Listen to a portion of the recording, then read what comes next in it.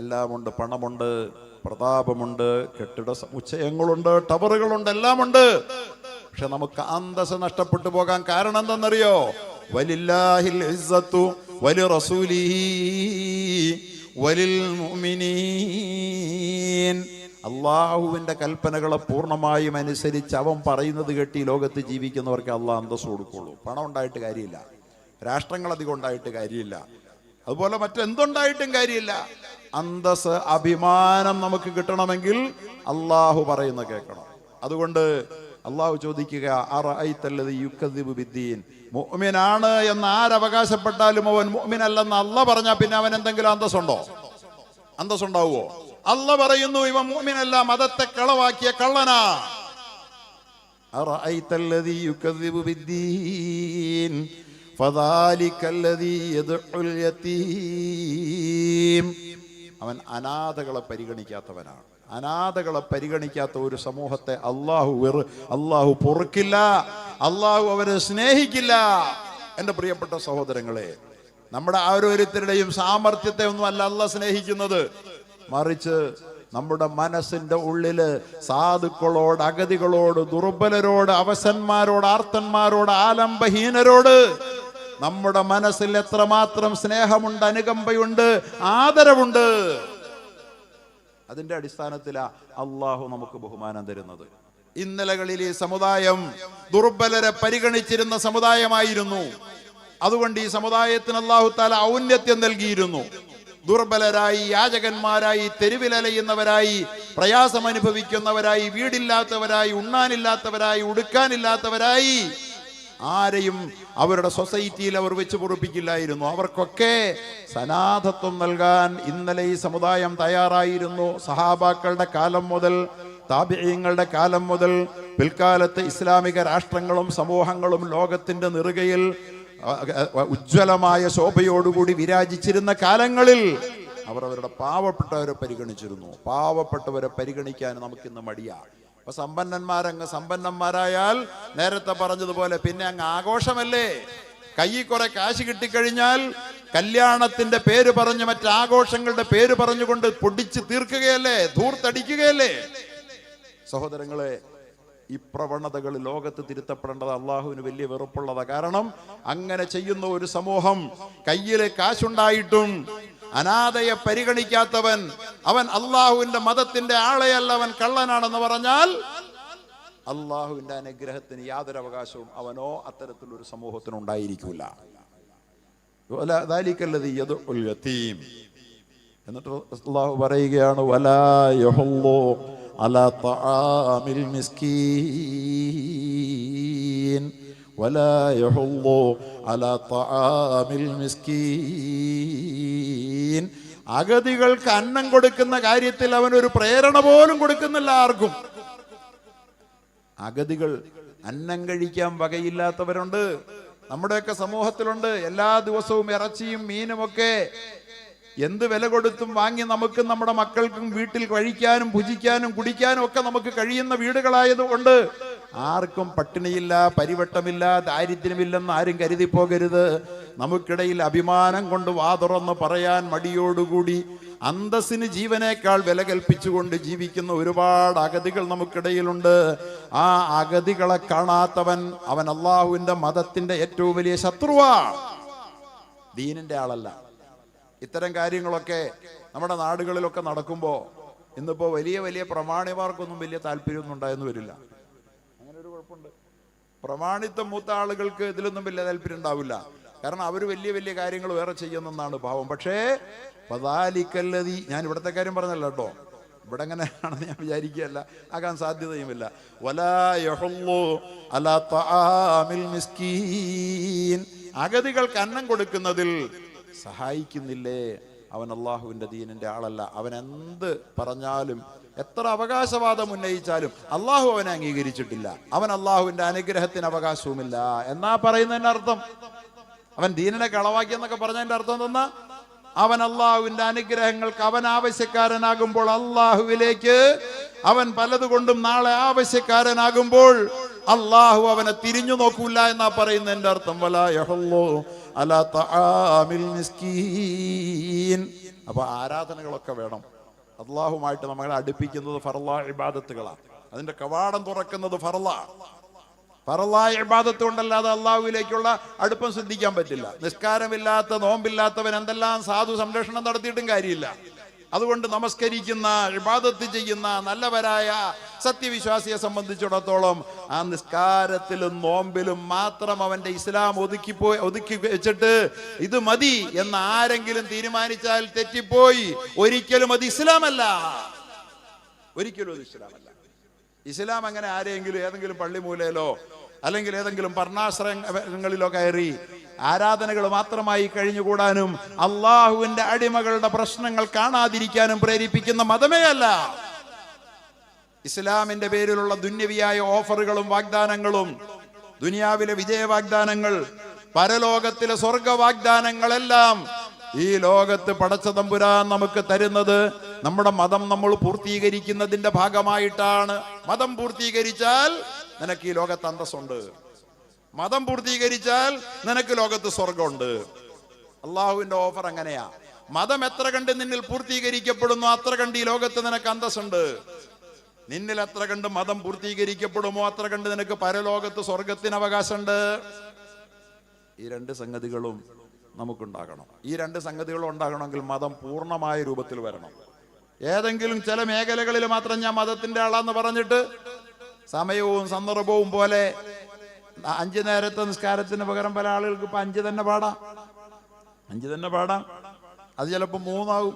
പണ്ടാരോ പറഞ്ഞ പോലെ 5 വക്കത്തും സുബഹി നിസ്കരിക്കുന്ന ആളാണെന്ന് നല്ലൊരു നിസ്കാരക്കാരനെ കുറിച്ച് പറഞ്ഞ. കാരണം 5 വക്കത്തിൽ സുബഹി വരുന്നില്ല. അതുകൊണ്ട് 5 വക്കത്തും സുബഹി നിസ്കരിക്കുന്ന ആളാണെന്ന് പ്രത്യേകം പറയേണ്ടി വരുന്ന വിധത്തിൽ അള്ളാഹു നിർബന്ധമാക്കി 5 നേരത്തെ നിസ്കാരത്തിൽ പോലും വീഴ്ചകൾ വരുത്തുന്നവരായി നമ്മൾ മാറുമ്പോ അതിന്റെ ദുരന്തം എന്തെന്നറിയോ? അള്ളാഹു പറയുകയാണ്, ഫവൈലുൽ ലിൽ മുസല്ലീൻ,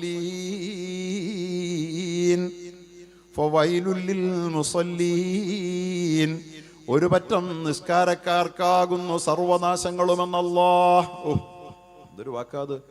നിസ്കരിച്ചിട്ട് ഏതായാലും എന്നെ ഇനി അള്ളാഹ് ഉപദ്രവിക്കില്ല, അല്ലെങ്കിൽ എനിക്ക് ഒരു ദോഷം അള്ളാഹ് വരുത്തില്ല എന്ന് സമാധാനപ്പെട്ടിരിക്കുന്ന പ്രിയപ്പെട്ട സഹോദരങ്ങളെ, പ്രിയപ്പെട്ട മുഅ്മിനുകളെ, മുഅ്മിനാത്തുകളെ, നമസ്കാരക്കാരൻ നിസ്കരിക്കാൻ പറഞ്ഞ അള്ളാഹ്, നിസ്കരിക്കാൻ കൃത്യമായ കർക്കശമായ നിർദ്ദേശങ്ങൾ നൽകിയ പടച്ച തമ്പുരാൻ അതിന്റെ വഴികൾ പറഞ്ഞു തന്ന ഹബീബിലൂടെ നമ്മളോട് പറയുകയാ, ഫവൈലുൽ ലിൽ മുസല്ലീൻ, ഒരു പറ്റം നിസ്കാരക്കാർക്കാണ് സർവനാശങ്ങളുമെന്ന്. അല്ലാഹു, പിന്നെന്താ സ്ഥിതി?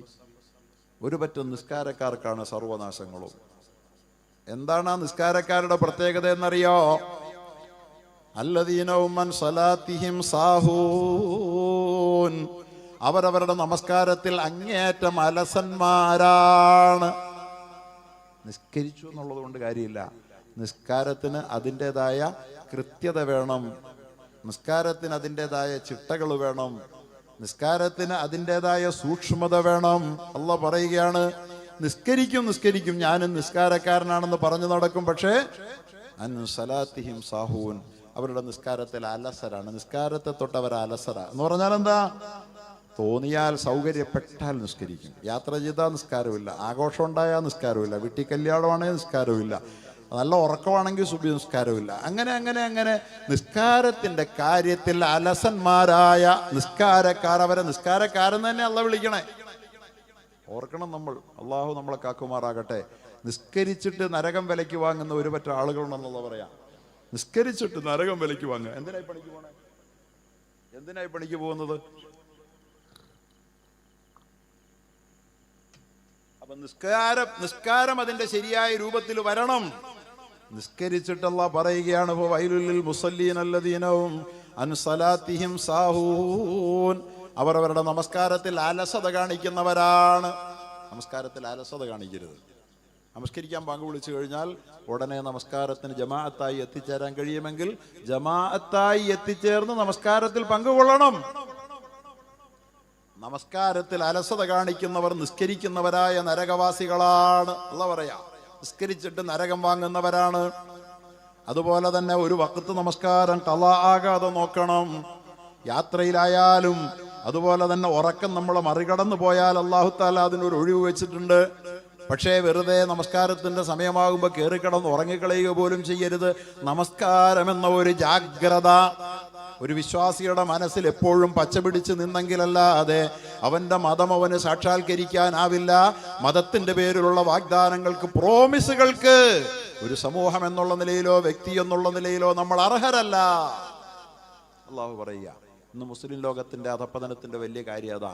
നമസ്കാരം എന്നൊക്കെ പറയുന്ന അവരുടെ ഏറ്റവും അവസാനത്തെ 7ാം കിട സാധന. അതുപോരാ, നമസ്കാരത്തിന് വലിയ പ്രാധാന്യം വേണം. അള്ളാഹ് പറയുകയാണ്, ഈ കുഴപ്പക്കാർ, ദീനിനെ തള്ളിപ്പറയുന്ന മതത്തിലെ കള്ളന്മാർ, അള്ളാഹുവിന്റെ മുമ്പിൽ ഒരു വിലയും നിലയും ഇല്ലാത്തവർ, അള്ളാഹു അവരുടെ പ്രാർത്ഥനകൾ സ്വീകരിക്കാത്തവർ, അവരുടെ സാമൂഹിക പ്രശ്നങ്ങളിലോ രാഷ്ട്രീയ പ്രശ്നങ്ങളിലോ ദേശീയ പ്രശ്നങ്ങളിലോ അള്ളാഹു ഇടപെടാത്തവർ. എങ്ങനെയാ മതത്തെ കളവാക്കിയവർ എന്ന് പറഞ്ഞാൽ എൻ്റെ അർത്ഥം അതാ. ദേശീയ സാഹചര്യങ്ങൾ അല്ലോ എന്നും പറഞ്ഞ് നമ്മൾ വെട്ടി നിലവിളിച്ചിട്ട് കാര്യമൊന്നുമില്ല. അതുപോലെ തന്നെ ആഗോള പ്രശ്നങ്ങൾ പറഞ്ഞുകൊണ്ട് നമ്മൾ നിലവിളിച്ചിട്ട് കാര്യമില്ല. നിസ്കരിച്ചിട്ടല്ലേ പ്രാർത്ഥിച്ചതെന്ന് പറഞ്ഞിട്ട് കാര്യമില്ല. ഫവൈലുൽ മുസല്ലീൻ, നരകം വിലയ്ക്ക് വാങ്ങുന്ന നിസ്കാരക്കാരനാണോ ഞാനെന്ന് ഓർക്കണം നമ്മൾ. ആ ദുആ ഒന്നും അള്ളാഹുവിൻ്റെ ഇടയ്ക്ക് വില പോകില്ല. അങ്ങനെയുള്ള നിസ്കാരക്കാരുടെ വേറൊരു വലിയ കുഴപ്പം അല്ലാഹു തആല പറയുക, നിസ്കാരത്തിൽ ശ്രദ്ധയില്ലാത്ത നിസ്കാരം. പ്രിയപ്പെട്ടവരെ, ശ്രദ്ധയോടുകൂടിയുള്ള നിസ്കാരം ആർക്ക് കിട്ടിയോ അവൻ ഈ ജീവിതത്തിലെ ഏറ്റവും വലിയ ഭാഗ്യവാനാണ്.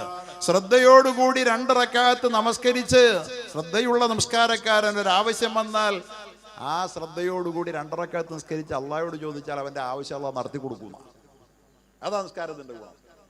എന്തിനാ? പക്ഷെ ആ നമസ്കാരക്കാരൻ കാര്യം സാധിക്കാൻ വേണ്ടി മാത്രം നിസ്കരിക്കുന്നവനല്ല. അവന്റെ ജീവിതത്തിൽ ശ്രദ്ധയുള്ള, അലസതയില്ലാത്ത നിസ്കാരക്കാരൻ ഏതേത് സാഹചര്യത്തിലും നമസ്കാരം അള്ളാഹുവിന്റെ ആജ്ഞയാണെന്നറിഞ്ഞുകൊണ്ട് 5 നേരം നിസ്കരിക്കുന്ന മുടങ്ങാത്ത നിസ്കാരക്കാരനുണ്ടല്ലോ. ആ നിസ്കാരക്കാരൻ അവന്റെ ആവശ്യം വരുമ്പോൾ 2 റക്അത്ത് നിസ്കരിച്ചിട്ട് സലാത്തുൽ ഹാജത്ത് നിസ്കരിച്ചിട്ട് ദുആ ചെയ്താൽ അവന്റെ ആവശ്യം നടത്തി കിട്ടും. അനുഭവസ്ഥരുണ്ടല്ലോ ധാരാളം, പരീക്ഷിച്ചു നോക്കാവുന്നതാണ്. അപ്പൊ പ്രിയപ്പെട്ട സഹോദരങ്ങളെ, ഫവൈലുൽ മുസല്ലീന അല്ലദീന ഹും അൻ സലാത്തിഹിം സാഹൂൻ, നിസ്കാരത്തിൽ അലസന്മാരായ നരകത്തിന്റെ ആളുകളായി മാറുന്ന ഒരു പറ്റം നിസ്കാരക്കാരുണ്ട് എന്ന് പറഞ്ഞിട്ട് അല്ലാഹ് പറയുക, അല്ലദീന ഹും യുറാഊൻ, അല്ലദീന ഹും യുറാഊൻ, അവര് എന്തെങ്കിലും ചെയ്താൽ ആളെ കാണിക്കാനേ ചെയ്യുള്ളൂ. അള്ളാഹു കാക്കുമാറാകട്ടെ. അവർ നന്മയൊന്നും ചെയ്യാത്തവരൊന്നുമല്ല, പക്ഷെ അവർ ചെയ്യുന്ന നന്മയൊന്നും അള്ളാഹ്ക്ക് വേണ്ടി ആയിരിക്കില്ല. ചിലപ്പോൾ കാശും മുടക്കും, സഹായങ്ങളും ചെയ്യും, സാധുജന സംരക്ഷണവും ചിലപ്പോൾ ചെയ്തെന്ന് വരും. പക്ഷെ അവരെന്ത് ചെയ്താലും അല്ലദീനഹും യുറാഊൻ, അവര് ആളുകളെ കാണിക്കാൻ വേണ്ടി ചെയ്യുന്നവരാ. അല്ലദീനഹും യുറാഊന, എന്തെങ്കിലും ചെയ്താൽ അത് ആളുകളെ കാണിക്കാൻ വേണ്ടി ചെയ്യുന്ന ആളുകളുടെ അടുത്ത സ്വഭാവം അല്ലാഹു തആല പറയുക, വയംനഉനൽ മാഊൻ, ആള് കാണുന്നില്ലെന്ന് കണ്ടാൽ നിസ്സാരമായ ഒരു പരോപകാര വസ്തുക്കൾ പോലും അവൻ വേറൊരാൾക്ക് കൊടുക്കൂല.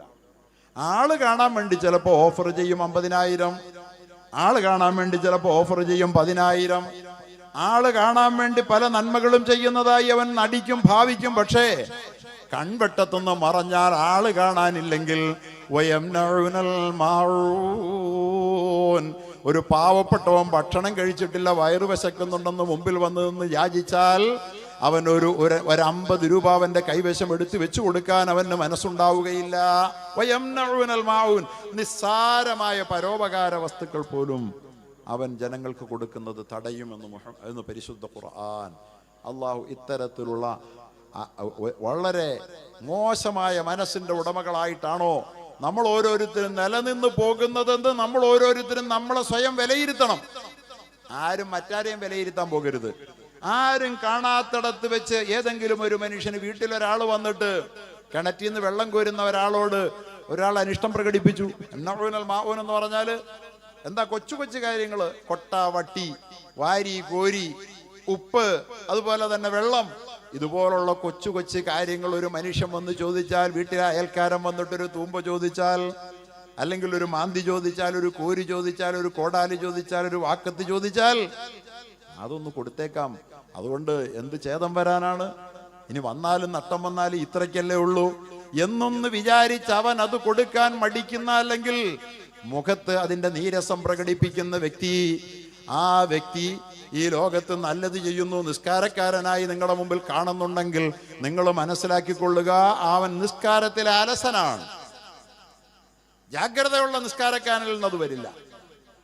അപ്പോൾ അതുകൊണ്ട് നമുക്ക് അള്ളാഹു സുബ്ഹാനഹു വ തആല നമ്മുടെ നന്മയെ അള്ളാഹുവിൻ്റെ അടുക്കൽ സ്വീകാര്യരായി നമ്മെ കബൂലാക്കുന്നതിന് അടയാളമായി തീരുന്ന ഗുണങ്ങളെ ഈ ചെറിയ സൂറത്തിലൂടെ അള്ളാഹു നമ്മെ പഠിപ്പിക്കുന്നുണ്ടെങ്കിൽ ഈ നാട്ടിലെ ജനത എന്താണ് ഇന്ന് എൻ്റെ സ്ഥിതി, എൻ്റെ അള്ളാഹുമായുള്ള ബന്ധത്തിൽ ഞാൻ എവിടെയാ നിൽക്കുന്നത്, എൻ്റെ മനസ്സ് പരോപകാരത്തിന് പാകമാണോ എന്ന് നമ്മൾ ആലോചിക്കണം. പരോപകാരത്തിന് പാകമാണോ നമ്മുടെ മനസ്സ് എന്ന് നമ്മൾ ഓരോരുത്തർ ആലോചിക്കണം. നമസ്കരിച്ചു, നല്ല കാര്യമാണ്. നോമ്പ് വെച്ചു, നല്ല കാര്യമാണ്. അതുപോലെ തന്നെ ഹജ്ജ് ചെയ്തു, നല്ല കാര്യമാണ്. പക്ഷേ പരോപകാരം ചെയ്യാനുള്ള പാകത എൻ്റെ മനസ്സിന് ഇതുവരെ വന്നിട്ടുണ്ടോ എന്ന് ആലോചിച്ചിട്ട് വേണം അള്ളാഹുവിൻ്റെ അടുക്കൽ നമുക്ക് എന്ത് സ്ഥാനമാണെന്ന് തീരുമാനിക്കാൻ. ഈ ലോകത്തും പരലോകത്തും പടച്ചവന്റെ മുമ്പിൽ നമ്മുടെ സ്ഥാനം തീരുമാനിക്കാൻ ഈ ആയത്തിന് മുമ്പിൽ വെച്ചാൽ മതി. എൻ്റെ അഭിപ്രായത്തിൽ ഒരുപാട് ഖുർആനൊന്നും പഠിക്കാൻ പോകണ്ട. ഈ ഒരു കൊച്ചു സൂറത്ത് മാത്രം നമ്മുടെ മുമ്പിലുണ്ടെങ്കിൽ അത്യാവശ്യം നമ്മുടെ ജീവിതം അള്ളാഹുവിൻ്റെ അടുക്കൽ പ്രിയങ്കരമായി മാറും. നമസ്കരിക്കണം, ശ്രദ്ധയോടുകൂടി നിസ്കരിക്കണം. അതുപോലെ തന്നെ അത് പറയുന്നതോടുകൂടി അള്ളാഹു തആല നമ്മോട് പറയുന്നത് മനുഷ്യന്റെ പരോപകാരങ്ങൾ, അവൻ അനാഥയെ അവഗണിക്കില്ല, അഗതിയെ അവൻ തള്ളിമാറ്റുകയില്ല, അനാഥകളെയും അഗതികളെയും പരിഗണിക്കാനുള്ള മനസ്സുണ്ടാകും. ഇപ്പോൾ സ്വാഭാവികമായിട്ടൊരു ചോദ്യം വരും, അഗതിക്ക് അന്നം കൊടുക്കാനൊന്നോ അവൻ്റെ കൈ കാശില്ലെങ്കിലോ, അവൻ മുതലാളിയാണെങ്കിലോ അല്ലെങ്കിലോ പൈസയ്ക്ക് വകയില്ലാത്ത ഒരു സാധുവാണ്, മനസ്സൊക്കെ ഉണ്ട്. അവിടെയാണ് അല്ലാഹു തആല പറഞ്ഞത്, എന്താ പറഞ്ഞത്? അൽ യതീം, യതീമിനെ അവൻ അവഗണിക്കുന്നു. യദുൽ യതീം, യതീമിനെ അവഗണിക്കുന്നു എന്ന് പറഞ്ഞിട്ട് അടുത്ത പറഞ്ഞെന്തെന്നറിയോ? വലാ യഹുൽ. യതീമിനെ അവഗണിക്കുക, പരിഗണിക്കുക എന്ന് പറയുന്നതിന് രണ്ടർത്ഥമുണ്ട്. എന്താണ്? യതീമിന് ഒരുപാട് നമ്മൾ കൊടുത്തുകൊള്ളണമെന്നില്ല. ഒരുപക്ഷെ എല്ലാ യതീമും ദരിദ്രനായിരിക്കില്ല. എല്ലാ യതീമും ദരിദ്രനാകണമെന്ന് നിർബന്ധമൊന്നുമില്ല. സമ്പന്നരായ യതീമുമാരുണ്ടാകും. പക്ഷെ യതീമിനെ പരിഗണിക്കാതിരിക്കുക, അവനെ യതീമല്ലേ, അവൻ അനാഥനല്ലേ എന്ന വിധത്തിൽ അവനെ അവഗണിക്കുക എന്ന് പറയുന്നത് അള്ളാഹുവിന് താങ്ങാനാവാത്തതാണ്. അതുകൊണ്ട് അനാഥനെ അവഗണിക്കുന്നതാണ് പ്രശ്നം. ഒരു അനാഥ കുട്ടിയെ കണ്ടാൽ അവനെ ഒന്ന് ചേർത്ത് പിടിക്കണം. നന്മകൾ അങ്ങനെയാ സമൂഹത്തിൽ ഉണ്ടാകണ്ടേ. നമ്മൾ ഓരോരുത്തരും കൊച്ചു കൊച്ചു നന്മകൾ കൊണ്ട് നമ്മുടെ ജീവിതത്തിൽ നന്മകളുടെ വസന്തം തീർക്കണം. നമ്മളെ കാണുമ്പോൾ ഒരാൾ പറയണം, അയാൾക്ക് തോന്നണം ഇയാൾ ഒരു നന്മ നിറഞ്ഞ മനുഷ്യനാണ്, എന്തെങ്കിലും ഒരു നന്മ അയാളിൽ നിന്ന് പ്രതീക്ഷിക്കാം. ഒരു സലാം അവനിൽ നിന്ന് പ്രതീക്ഷിക്കാം, ഒരു പുഞ്ചിരി അവനിൽ നിന്ന് പ്രതീക്ഷിക്കാം, ഒരു ഹസ്തദാനം അവനിൽ നിന്ന് പ്രതീക്ഷിക്കാം, ഒരു ചേർത്ത് പിടിക്കൽ അവനിൽ നിന്ന് പ്രതീക്ഷിക്കാം, ശിരസ്സിൽ അവന്റെ കൈ കൊണ്ടൊരു തലോടൽ അവനിൽ നിന്ന് പ്രതീക്ഷിക്കാം. ഇങ്ങനെ അഗതികളെ, അനാഥരായ ആളുകളെ പരിഗണിക്കുക, അനാഥരായ ആളുകൾക്ക് മാന്യത നൽകുക എന്നുള്ളത് നമ്മുടെ സമൂഹത്തിന്റെ സംസ്കാരമായിരിക്കണം. പടച്ച തമ്പുരാൻ നമുക്കൊക്കെ ഇതിന് ഭാഗ്യം തരട്ടെ. കാര്യം നിസ്സാരമായിട്ട് കാണരുത്. അല്ലാഹു സുബ്ഹാനഹു വ തആല അനാഥരുടെ കാര്യം അങ്ങനെയാണ് പറഞ്ഞത്. മറ്റൊരിടത്ത് അല്ലാഹു തആല പറഞ്ഞത് കല്ലാ ബല്ലാ തുക്രിമൂനൽ യതീമ വലാ തഹാദ്ദൂന അലാ തആമിൽ മിസ്കീൻ. ഇതേ ഭാഷയിലാണ് അല്ലാഹു സൂറത്തുൽ ഫജ്റിലും പറഞ്ഞത്. കല്ലാ ബല്ലാ തുക്രിമൂനൽ യതീം. ഇല്ല, ഇവരത്ര നല്ലവരൊന്നുമല്ല, ഇവർ ഗുണമുള്ളവരല്ല. എന്തുകൊണ്ട്? വല്ല തുക്രിമൂനൽ യതീം. അനാഥയെ അവർ റെസ്പെക്ട് ചെയ്യുന്നില്ല. അനാഥയ്ക്ക് ഒരു റെസ്പെക്ട് വേണം. വാപ്പയുള്ള, അതുപോലെ തന്നെ നാഥനുള്ള ഒരു കുടുംബത്തിൽ നിന്ന് വരുന്ന ഒരു കുട്ടിക്ക് സമൂഹം നൽകുന്ന പരിഗണന ഒരു പക്ഷേ പിതാവില്ലാത്ത, പിതാവിന്റെ സമൂഹത്തിൽ നിറഞ്ഞു നിൽക്കുന്ന ഒരു പിതാവിന്റെ പുത്രനല്ലാത്ത ഒരു സാധുവായ ഒരു കുട്ടിക്ക്, അവനിന് സമ്പന്നനാണെങ്കിൽ പോലും കിട്ടിയെന്ന് വരില്ല. ഇന്നയാളുടെ വലിയ വാപ്പാടെ മോനാണെന്നൊന്നും പറയൂലല്ലോ. അതുകൊണ്ട് അവന് പലപ്പോഴും റെസ്പെക്ട് കിട്ടൂല. അള്ളാഹു പറയുന്നു കല്ലാ ബല്ലാ തുക്രിമൂനൽ യതീം. നിങ്ങൾ അനാഥയെ ബഹുമാനിക്കുന്നില്ല, അനാഥയ്ക്ക് റെസ്പെക്ട് കൊടുക്കണം. നമ്മുടെ സമൂഹത്തിൽ അനാഥരായ കുട്ടികൾ ആരെങ്കിലും ഉണ്ടെങ്കിൽ ആ കുട്ടികൾക്ക് നമ്മളൊരു പരിഗണന കൊടുക്കണം. ആ പരിഗണന ഈമാന്റെ അടയാളമാണ്, വിശ്വാസത്തിന്റെ ലക്ഷണമാണ്. അവനിൽ അള്ളാഹുവിന്റെ ദീൻ, മതം ജീവിക്കുന്നു, ഇസ്ലാം ഉണ്ടെന്നുള്ളതിന്റെ അടയാളമാണ്. ആരും പറയണ്ട നമ്മളിൽ അള്ളാഹുവിന്റെ ദീനുണ്ടോ എന്ന് നമുക്ക് തന്നെ തിരിച്ചറിയാനുള്ള അടയാളമാണ്. അതോടൊപ്പം തന്നെ അള്ളാഹ് പറഞ്ഞെന്താ, വലാ തഹല്ലൂന അലാ തആമിൽ മിസ്കീൻ. അഗതിക്ക് അന്നം കൊടുക്കുന്നതിൽ അവൻ പ്രേരിപ്പിക്കുന്നുമില്ലല്ലോ, നിങ്ങൾ പ്രേരിപ്പിക്കുന്നില്ലല്ലോ. അഗതിക്ക് അന്നം കൊടുക്കുന്ന കാര്യത്തിൽ നിന്റെ കൈവശം കൊടുക്കാനുള്ളതില്ല. ഒരഗതിയായ ഒരു മനുഷ്യൻ അല്ലെങ്കിൽ ഒരു കുടുംബത്തിന് അവനെ തീറ്റിപ്പോറ്റാൻ, അവന് ഭക്ഷണം കൊടുത്ത് അവന്റെ വയറ് നിറയ്ക്കാൻ നിന്റെ കയ്യിലില്ല. ഓക്കെ, അത് സംഭവിക്കാം. പക്ഷേ വലാ തഹാല്ലൂൻ, അത് പരസ്പരം പറഞ്ഞ് അത് ചെയ്യാൻ കഴിയുന്ന ആളുകളെ കൊണ്ട് ചെയ്യിക്കാൻ നിനക്ക് പറ്റില്ലേ? അള്ളാഹു ചോദിക്കുന്നതാണ്. സൂറത്തുൽ മാഊനിലും സൂറത്തുൽ ഫജ്റിലും അല്ലാഹു തആല അഗതിയുടെ അന്നത്തിന്റെ കാര്യം പറയുമ്പോൾ വലാ തഹാല്ലൂൻ, നിങ്ങൾക്ക് പ്രേരിപ്പിക്കാൻ പാടില്ലേ? ഈ ഇരിക്കുന്ന ആളുകൾക്ക് നമ്മുടെ നാട്ടിൽ അന്നത്തിന് വകയില്ലാത്ത അഗതികളുണ്ട് എങ്കിൽ ആ അഗതികൾ ആരാണെന്നൊന്ന് അന്വേഷിക്കാൻ പാടില്ലേ? അന്വേഷിച്ചിട്ട് നമ്മുടെ കയ്യിലില്ലെങ്കിൽ, കൂട്ടുകാരാ, പാവപ്പെട്ട ഒരു വീടാണിത്, ആ വീട്ടിൽ പലപ്പോഴും തീ പുകയുന്നില്ല, എനിക്കറിയാം, അവനൊരു 10 കിലോ അരി നമുക്ക് വാങ്ങിച്ചു കൊടുക്കാം, നിന്റെ കയ്യിൽ കാശുണ്ടോ? എൻ്റെ കയ്യിൽ തൽക്കാലം കാശില്ലല്ലോ എന്ന് നിനക്ക് പറയാനാവുന്നില്ലെങ്കിൽ, പ്രിയപ്പെട്ട സഹോദരങ്ങളെ, നാം മുസ്ലിമായി അള്ള പരിഗണിച്ചിട്ടില്ല. നാം ഒരു മുസ്ലിമല്ല, പിന്നെന്ത് മുസ്ലിമോ? മുസ്ലിമും മുസ്ലിം അല്ലാത്തവരും തമ്മിലുള്ള വ്യത്യാസം എന്താ? നാം മുസ്ലിമാണെന്ന് പറയുന്നതും നാം മുസ്ലിം അല്ലാതിരിക്കുന്നതും തമ്മിലുള്ള വ്യത്യാസം എന്താ? നമ്മളെ കൊണ്ട് ഒരഗതി അന്നം കഴിക്കാൻ വകയില്ലാത്ത ഒരഗതി ഉണ്ടെങ്കിൽ, നമുക്കവന്റെ അന്നത്തിന് വകയുണ്ടാക്കി കൊടുക്കാനാവുന്നില്ലെങ്കിൽ, ആ അഗതിക്ക് അന്നം കൊടുക്കാൻ പ്രോത്സാഹിപ്പിക്കുന്നില്ല നിങ്ങളെങ്കിൽ, നിങ്ങൾ മതത്തെ കളവാക്കിയ കള്ളന്മാരാണ്. നിങ്ങൾ നമസ്കരിക്കുന്ന നിസ്കാരമെന്ന് പറയുന്നത് ഫവൈലുൽ മുസല്ലീൻ, നരകക്കാരുടെ നിസ്കാരമാണെന്ന് പരിശുദ്ധ ഖുർആൻ പറയുകയാ. അല്ലാഹു തആല നമുക്ക് നല്ല നിസ്കാരക്കാരായി മാറാൻ, ദീനിനെ അതിന്റെ ശരിയായ രൂപത്തിൽ പ്രതിനിധാനം ചെയ്യാൻ പടച്ച തമ്പുരാൻ തൗഫീഖ് തരുമാറാകട്ടെ. അതുകൊണ്ട് നുസ്രത്തുൽ മസാക്കീൻ എന്ന് പറയുന്ന നമ്മുടെ നാട്ടിലെ ചെറുപ്പക്കാരുടെ ഈ സംഘടന നമ്മളെ യഥാർത്ഥത്തിൽ അവർക്ക് തന്നെ ചെയ്യാൻ കഴിയാത്ത കാര്യം നമ്മുടെ എല്ലാം പിന്തുണയോടുകൂടി ചെയ്യാൻ ശ്രമിക്കുക. അതിനെ നമ്മൾ പ്രോത്സാഹിപ്പിക്കണം. അപ്പൊ ചിലപ്പോൾ ചില ആളുകളൊക്കെ പറയും, ഓ അവരത്രയ്ക്ക് അത്ര പോരാ.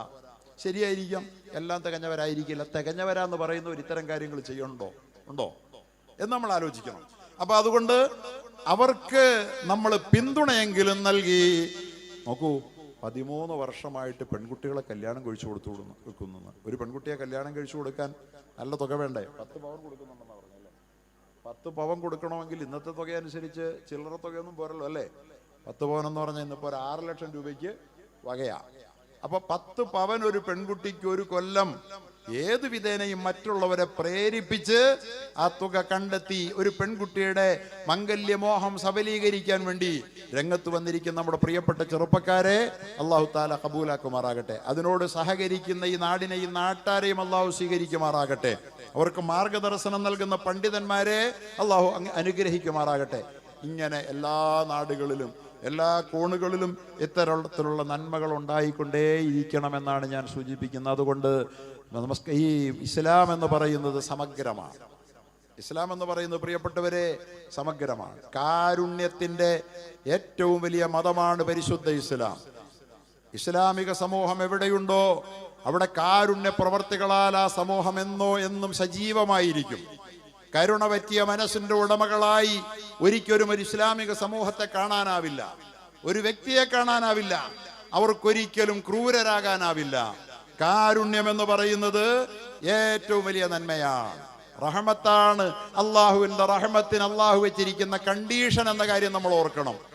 അള്ളാഹുവിന്റെ റഹ്മത്ത് നമുക്ക് വന്നിറങ്ങാൻ നമ്മുടെ ഉള്ളിൽ കാരുണ്യം ഉണ്ടാകണം. പ്രിയപ്പെട്ട സഹോദരങ്ങൾ ഓർത്തോളൂ, കാരുണ്യം നമ്മുടെ ജീവകാരുണ്യ പ്രവർത്തനങ്ങൾ കൊണ്ടാണ് കരുണയുണ്ടാകുന്നത്. നമ്മൾ പരസ്പരം ആളുകൾ 10 പേര് കൂടുന്നു, അല്ലെങ്കിൽ കുറച്ച് ആളുകൾ ഒരുമിച്ച് കൂടുന്നു, ഒരു സംഘം ഉണ്ടാക്കുന്നു, ഒരു സംഘടന ഉണ്ടാക്കുന്നു. എന്നിട്ട് അവർ പലപ്പോഴും പല കാര്യങ്ങളിലും ഒറ്റയ്ക്കിരുന്ന് മാറിയിരുന്ന് ആലോചിക്കുന്നു. അത്തരം ആലോചനകളിൽ ഒരു ഖൈറുമില്ല. അല്ലാഹ് പറയുകയാണ്, ലാ ഖൈറ ഫീ കസീരിൻ മിൻ നജ്വാഹും. അല്ലാഹു പറയുകയാണ്, ലാ ഖൈറ ഫീ കസീരിൻ മിൻ നജ്വാഹും. ആ ജനങ്ങളുടെ ഒറ്റയ്ക്കുള്ള ചേരിതിരിഞ്ഞുള്ള ആലോചനകളിലൊന്നും ഒരു ഗുണവുമില്ല, ഒരു നന്മയുമില്ല. സംഘം ചേർന്ന്, പാർട്ടി ചേർന്ന്, സംഘടന ചേർന്ന്, പക്ഷം ചേർന്ന് ആളുകൾ ആലോചിക്കുന്ന ആലോചനകളിലൊന്നും ഒരു ഗുണവുമില്ല. ഇല്ലാ മൻ അമറ ബിസ്സദഖ. അല്ലാഹു പറയുകയാണ്, ദാനധർമ്മത്തിന് പ്രേരിപ്പിക്കുന്ന ആലോചനകളുണ്ടോ അതിൽ മാത്രമേ ഖൈറുള്ളൂ. എങ്ങനെ നമുക്ക് ആളുകളെ പ്രേരിപ്പിച്ച് ഒരു ദാനം ചെയ്യിക്കാം, എങ്ങനെ ഒരു പെൺകുട്ടിയുടെ കല്യാണം നടത്തി കൊടുക്കാം, എങ്ങനെ ഒരു പാവപ്പെട്ടവനുണ്ട് ഇവിടെ നമുക്കിടയിൽ അവനൊരു വീട് കെട്ടിക്കൊടുക്കാം, എങ്ങനെയാണ് ഒരു കുട്ടിക്ക് വിദ്യാഭ്യാസം ചെയ്യാൻ വകയില്ല, പഠിക്കാൻ കഴിവുള്ള കുട്ടിയാണ്, അവളെ എങ്ങനെ അല്ലെങ്കിൽ അവനെ എങ്ങനെ വിദ്യാഭ്യാസം ചെയ്യിക്കാം എന്നൊറ്റയ്ക്കിരുന്ന് ആലോചിക്കുന്ന ആലോചനകൾ അല്ലാത്ത ആലോചനകളിൽ ഒരു ഖൈറുമില്ല. ലാ ഖൈറ ഫീ കസീരിൻ മിൻ നജ്വാഹും, അവരിൽ അധികം പേരുടെയും അടക്കം പറച്ചിലുകളിലും ഗൂഢമായ ആലോചനകളിലും യാതൊരു ഖൈറുമില്ല. ഇല്ലാ മൻ അമറ ബിസ്സദഖ, ദാനധർമ്മങ്ങൾക്ക് പ്രേരിപ്പിക്കുന്ന ആലോചനകളില്ലാതെ, ഔ മഅറൂഫിൻ, അല്ലെങ്കിൽ എന്തെങ്കിലും നന്മ പ്രവർത്തിക്ക് പ്രേരിപ്പിക്കുന്ന ആലോചനകളിലല്ലാതെ, ഔ ഇസ്ലാഹിം ബൈനന്നാസ്, അല്ലെങ്കിൽ ജനങ്ങൾക്കിടയിൽ എന്തോ ചില പ്രശ്നങ്ങളിൽ അവർക്കിടയിൽ അവസരങ്ങളുണ്ടായി, വിള്ളലുകളുണ്ടായി, ജനങ്ങൾക്കിടയിൽ പ്രശ്നങ്ങളാണ്, ആ പ്രശ്നങ്ങളിൽ ഇടപെട്ട പ്രശ്നം പരിഹരിക്കാൻ വേണ്ടി ഒറ്റയ്ക്ക് ഏകാന്തതയിൽ കൂടിയിരുന്ന് ആലോചിക്കുന്ന ആലോചനകൾ ഉണ്ടെങ്കിൽ ആ ആലോചനകളിലല്ലാതെ മറ്റ് ഒരു ആലോചനകളിലും യാതൊരു ഖൈറുമില്ല എന്ന് അള്ളാഹുവിൻ്റെ പരിശുദ്ധ ഖുർആൻ പറയുകയാ. എൻ്റെ പ്രിയപ്പെട്ട സഹോദരങ്ങൾ, ആലോചിക്കണം. നമ്മൾ ഓരോരുത്തരും ഈ പറഞ്ഞ രൂപത്തിൽ നമ്മുടെ കൂടിയാലോചനകൾ, നമ്മുടെ അടക്കം പറച്ചിലുകൾ, നമ്മുടെ ഒറ്റയ്ക്കിരുന്നുള്ള നമ്മുടെ പദ്ധതി ആസൂത്രണങ്ങളിൽ ഈ പറയപ്പെട്ട 3 കാര്യങ്ങൾക്ക് ഇടമുണ്ടോ? എന്താണ് ആ കാര്യം? ഒന്ന് സദഖ, ആർക്കെങ്കിലും ദാനം ചെയ്യുന്നതിനെ കുറിച്ച് ആലോചിക്കാൻ വേണ്ടിയാണോ ഏതെങ്കിലും ഒരു വീട്ടിൽ കൂടിയേ, അല്ലെങ്കിൽ ഏതെങ്കിലും ഒരു ഓഫീസിൽ കൂടിയേ, എവിടെയെങ്കിലും നമ്മൾ ഒരുമിച്ചിരുന്ന് അടക്കം പറഞ്ഞത് അതിനു വേണ്ടിയാണോ? അങ്ങനെയുള്ള ഒരടക്കം പറച്ചിൽ ഇന്ന് നടത്തിയവരാരുണ്ട്, ഇന്നലെ നടത്തിയവരാരുണ്ട്, ഈ ആഴ്ച നടത്തിയവരാരുണ്ട്, ഈ മാസം നടത്തിയവരാരുണ്ട്? എന്നിട്ടും നമ്മൾ അടക്കം പറച്ചിലുകാരായി ഇസ്ലാമിന്റെ വക്താക്കളായി നമ്മൾ ചമയുകയാണെങ്കിൽ തെറ്റിപ്പോയി. നമ്മൾ എത്രയോ അടക്കങ്ങൾ പറഞ്ഞു, എത്രയോ ആലോചനകൾ നടത്തി, എത്രയോ ചേരിതിരിഞ്ഞുള്ള വർത്തമാനങ്ങൾ പറഞ്ഞു. എവിടെയെങ്കിലും ഒരു സദഖ നമ്മുടെ ചർച്ചയുടെ വിഷയമായോ? എങ്കിൽ ഒരു ഖൈറുമില്ല നിങ്ങൾ നടത്തിയ വർത്തമാനങ്ങളിൽ. അല്ലാഹു പറയാം, നിങ്ങൾ ഇതുവരെ നടത്തിയ വർത്തമാനങ്ങളിൽ അള്ളാഹുവിന്റെ മുമ്പിൽ വിലയുള്ള ഒരു ഖൈറുമില്ല. നിങ്ങളുടെ ആയുസ് വെറുതെ പാഴായിപ്പോയിക്കൊണ്ടിരിക്കുകയാണ്. എത്രയോ ദിവസം സൂര്യൻ ഉദിച്ചു, എത്രയോ ദിവസം സൂര്യൻ അസ്തമിച്ചു. നിങ്ങൾക്ക് വേണ്ടി നിങ്ങളുടെ നന്മ പ്രവർത്തികൾ രേഖപ്പെടുത്തി വെക്കാൻ വേണ്ടിയിട്ട് മാത്രമാണ് നിങ്ങളുടെ തലയ്ക്ക് മുകളിൽ ഓരോ ദിവസവും കൃത്യമായ നിലയിൽ സൂര്യൻ ഉദിക്കുന്നതും അസ്തമിക്കുന്നതും, ചിട്ട തെറ്റാതെ സൂര്യൻ ഉദിക്കുന്നതും അസ്തമിക്കുന്നതും അതിനാ. പക്ഷെ ആ സൂര്യപ്രകാശത്തിന്റെ കീഴിൽ നിങ്ങൾ വല്ല നന്മയും ചെയ്തോ? ദാനധർമ്മങ്ങളെ പ്രേരിപ്പിച്ചുകൊണ്ടുള്ള ആലോചനകൾ നിങ്ങളുടേതായി നടന്നോ? ഈ ദിവസം നടന്നോ? ഈ ആഴ്ച നടന്നോ? ഈ മാസം നടന്നോ? അൽഹംദുലില്ലാ. നുസ്രത്തുൽ മസാക്കിന്റെ മക്കൾക്ക് അങ്ങനെ പറയാം, ഞങ്ങളുടെ ആലോചന അതായിരുന്നു. എങ്ങനെ നമ്മുടെ ഒരു കുട്ടിയെ കെട്ടിച്ചുകൂടാം? ഇതൊരു വലിയ ആലോചനയാ. ഔ മഅറൂഫിൻ, അല്ലെങ്കിൽ മറ്റേതെങ്കിലും ഒരു നന്മ പ്രവൃത്തി ചെയ്യുന്നതിനെ കുറിച്ചുള്ള ആലോചനകൾ, അതിനുവേണ്ടി മാറിയിരുന്ന് ആലോചിച്ചവർ എൻ്റെ പ്രിയപ്പെട്ട സഹോദരങ്ങളെ, നമസ്കാരക്കാരായ നമ്മളിൽ എത്ര പേരുണ്ട്? ഒരുപക്ഷെ നിങ്ങളുണ്ടാകും. അതുകൊണ്ടാണല്ലോ ഇത്തരം കാര്യങ്ങളോട് നിങ്ങൾ സഹകരിക്കാൻ സന്നദ്ധമായി വരുന്നത്. പക്ഷേ മഹാഭൂരിപക്ഷം ആളുകളും വഴിമാറി നടക്കുകയല്ലേ. അവരുടെ ചർച്ചകളിൽ നന്മകൾ കടന്നു വരുന്നുണ്ടോ? നന്മ ചെയ്യാനുള്ള പദ്ധതികളെ കുറിച്ചുള്ള ആലോചനകൾ എല്ലാ ദിവസവും മാറിയിരുന്ന ഏതെങ്കിലും ഒരു വീട്ടിൽ 10 പേര് കൂടി അങ്ങനെ ആലോചിക്കുന്നുണ്ടോ? നമുക്ക് എന്തൊരു നന്മയാ ചെയ്യാൻ പറ്റുക, എന്തൊരു നന്മയാണ് ഏറ്റെടുക്കാൻ പറ്റുക നമ്മുടെ നാട്ടില് എന്നാലോചിക്കാറുണ്ടോ? ഔ ഇസ്ലാഹിം ബൈനന്നാസ്, ഇസ്ലാം ഇങ്ങനെയാണ് ജീവിക്കുന്നത്, ഇസ്ലാം നിലനിൽക്കുന്നത് ഇങ്ങനെയാണ്, ഇസ്ലാമിന് ലോക സമൂഹത്തിൽ സ്വീകാര്യത ഉണ്ടായത് ഇങ്ങനെയാണ്. അല്ലാതെ വെറുതെ നടന്നിട്ടല്ല. കൊച്ചു കൊച്ചു മനുഷ്യന്റെ പ്രശ്നങ്ങളിൽ അപ്പപ്പോൾ ഇടപെട്ടുകൊണ്ട്, ചെറിയ ചെറിയ കാര്യങ്ങളിൽ പോലും ഇടപെട്ടുകൊണ്ട്, ഭക്ഷണ പ്രശ്നത്തിൽ ഇടപെട്ടുകൊണ്ട്, ദാഹം തീർക്കാൻ അവന്റെ കുടിവെള്ളത്തിന്റെ പ്രശ്നത്തിൽ ഇടപെട്ടുകൊണ്ട്, അവന്റെ ഉടുവസ്ത്രത്തിന്റെ അസ്ത്രത്തിന്റെ പ്രശ്നത്തിൽ ഇടപെട്ടുകൊണ്ട്, അങ്ങനെ ഓരോന്നായി മനുഷ്യന്റെ ജീവിത പ്രശ്നത്തിൽ അല്ലേ. ഓർമ്മയില്ലേ നിങ്ങൾക്ക് സഹാബാക്കളുടെ കാലഘട്ടത്തിൽ ഒരു മനുഷ്യന്റെ വീട്ടിലൊരു ആടറുത്ത കഥ? ആടറുത്തിട്ട് ആടിന്റെ ഒരു തലയെടുത്തിട്ട് ആ പാവപ്പെട്ട മനുഷ്യൻ കൊണ്ടുപോയി തന്റെ അയലത്തെ വീട്ടുകാരന് കൊടുക്കുക. അയലത്തെ വീട്ടുകാരന് കൊടുത്തു. സാധുവാണെന്നുള്ളത് കൊണ്ട് ആ ആടിന്റെ തല കൊണ്ടേ കൊടുക്കണത്. ആ വീട്ടുകാരൻ ആ ആട്ടിൻ തല വീട്ടിലേക്ക് വാങ്ങിച്ചു വെച്ചു. ആട്ടിൻ തല മോശം സാധനമൊന്നും അല്ലല്ലോ, നല്ല വിലയുള്ള സാധനമല്ലേ, നല്ല ടേസ്റ്റി ഫുഡല്ലേ, ഹെൽത്തി ഫുഡല്ലേ. പക്ഷേ ആ തല ദാനം കിട്ടിയ വീട്ടുകാരൻ ചിന്തിക്കുകയാണ്, എനിക്ക് ദാനം കിട്ടിയതാണല്ലോ ഈ ആട്ടിന്റെ തല, ഈ ആടിന്റെ തല ഉപയോഗിക്കാൻ എന്നേക്കാൾ അർഹനായവൻ എൻ്റെ അപ്പുറത്തെ വീട്ടുകാരനാണല്ലോ, എന്നേക്കാൾ ആ പാവം ദരിദ്രനാണല്ലോ, എന്നേക്കാൾ ഭക്ഷണത്തിന് ആവശ്യമുള്ളവനാണല്ലോ എന്ന് കരുതി ആ തല ആ മനുഷ്യൻ അടുത്ത വീട്ടിൽ കൊടുക്കുക. ആ മനുഷ്യൻ രണ്ടാമത് കിട്ടിയ ആളത് അതുപോലെ ചിന്തിച്ചിട്ട് മൂന്നാമത്തെ വീട്ടിൽ കൊടുക്കുകയാ. മൂന്നാമത് കിട്ടിയവൻ നാലാമത്തെ വീട്ടിൽ കൊടുക്കുക, നാലാമത്തവൻ അഞ്ചാമത്തെ വീട്ടിലും, അഞ്ചാമത്തവൻ ആറാമത്തതിലും, ആറാമത്തവൻ ഏഴാമത്തെ വീട്ടിലേക്ക് പോകുമ്പോ ആ തല ചെന്നെത്തിയത് ആദ്യമാ ആടറുത്തിട്ട് തല ദാനം ചെയ്ത ആ പാവപ്പെട്ട ആദ്യ മനുഷ്യന്റെ വീട്ടിലാ. ഇതാണ് സഹാബാക്കൾ, ഇതാണ് ഇസ്ലാം. ഇങ്ങനെയാണ് ഇസ്ലാം വളർന്നത്. വടികൊണ്ടും വാളുകൊണ്ടും ആയുധം കൊണ്ടും അല്ല ഇസ്ലാം വളർന്നത്, ലോകം കീഴടക്കിയത്. 53 വയസ്സിൽ 40 വർഷത്തിൽ നുബുവത്തിൽ കിട്ടിയ മുഹമ്മദ് മുസ്തഫ 13 വർഷം സ്വന്തം നാട്ടിൽ പോലും നിൽക്കക്കള്ളിയില്ലാത്ത നാട്ടുകാർ ആട്ടി ഓടിച്ച മുഹമ്മദ് മുസ്തഫ 10 വർഷം കൊണ്ട് മദീനയിൽ വിപ്ലവം സൃഷ്ടിച്ച അറേബ്യൻ ഉപഭൂഖണ്ഡം മുഴുവൻ തന്റെ കാൽ കീഴിലാക്കിയത് ഇത്തരത്തിൽ ഒരു സമൂഹം അവിടെ ഉണ്ടായിരുന്നത് കൊണ്ടാ. ഏഴാമത്തെ വീട്ടുകാരനിലേക്ക് താൻ കൊടുത്ത ആട്ടിൻതല 7 വീടുകൾ കയറിയിറങ്ങി തിരിച്ചു വന്നപ്പോൾ ആ മനുഷ്യൻ പിന്നെ ആ ആട്ടിൻതല അയാൾ തന്നെ ഉപയോഗിക്കുക എന്ന് പറഞ്ഞാൽ എന്താ എന്റെ അർത്ഥം? ആ കൊടുത്ത മനുഷ്യൻ ഇവരെക്കാൾ എല്ലാം ഏഴാമത്തെ ആളുടെ പരിഗണനയിൽ ഏറ്റവും ദരിദ്രനാണ്, ആവശ്യക്കാരനാണ്. അത്രയും ആവശ്യക്കാരൻ, തന്നെക്കാൾ ആവശ്യക്കാരൻ വേറെയുണ്ടെന്നറിഞ്ഞ് ദാനം ചെയ്യുന്ന ഒരു സമൂഹം, ആ സമൂഹത്തിന്റെ പേരാ ഇസ്ലാമിക സമൂഹം എന്ന്. അങ്ങനെ ഒരു സമൂഹം ഈ ലോകത്ത് ജീവിക്കുന്നുണ്ടെങ്കിൽ നമ്മളെ വെറുക്കാൻ, നമ്മളെ എതിർക്കാൻ ഈ ലോകത്ത് ആരാ ഉണ്ടാകുക?